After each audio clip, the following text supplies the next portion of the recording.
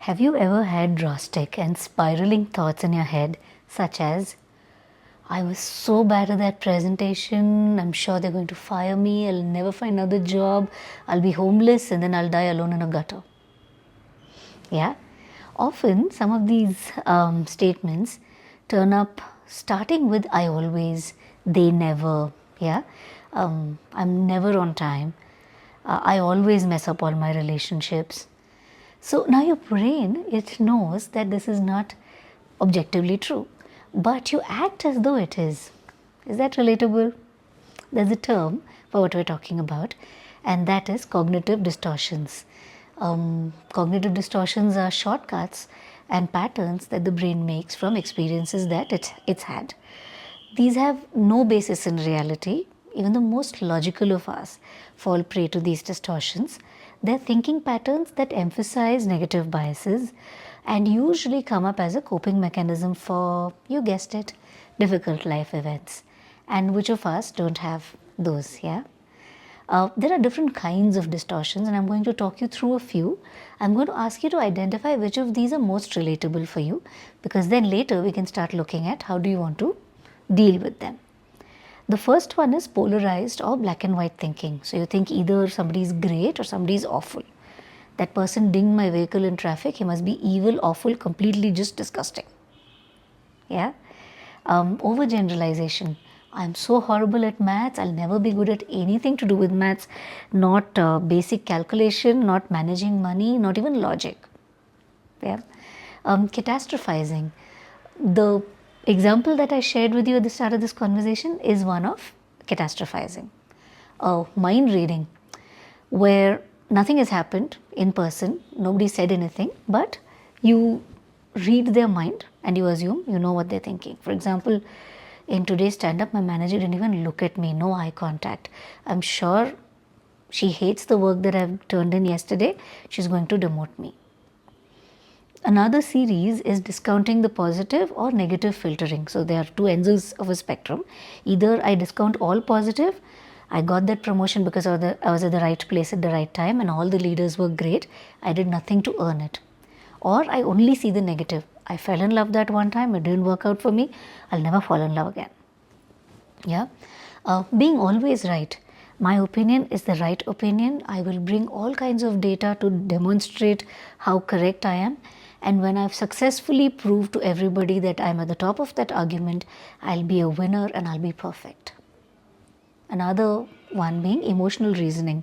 Now we know our mind is like an untamed monkey, is what they say, right?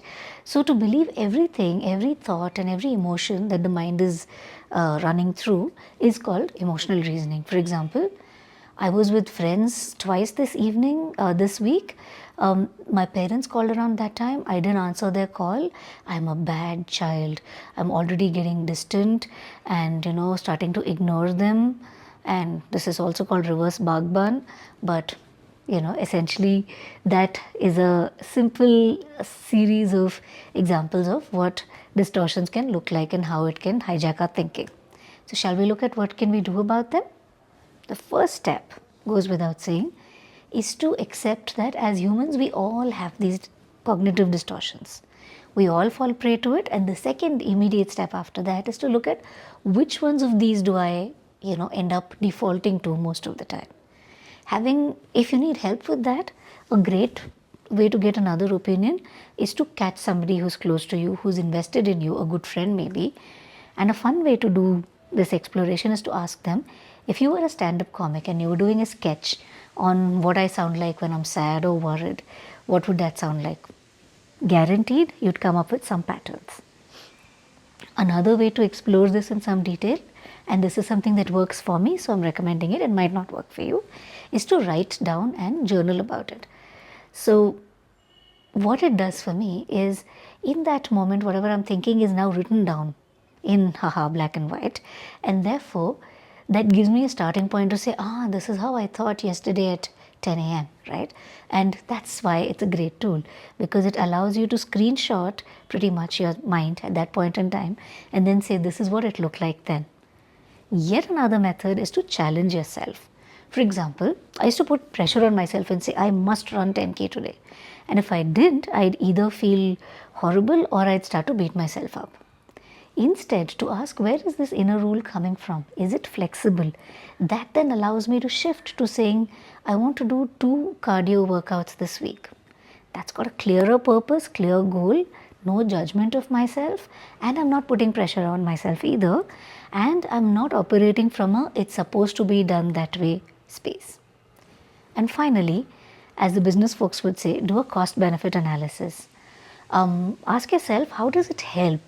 What is the cost of doing this? What is the benefit of thinking like this?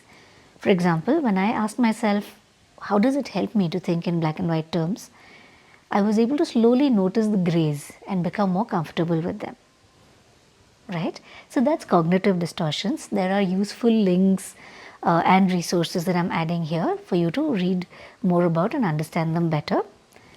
You know what to do now. Go ahead and gentle yourself into cognitive clarity.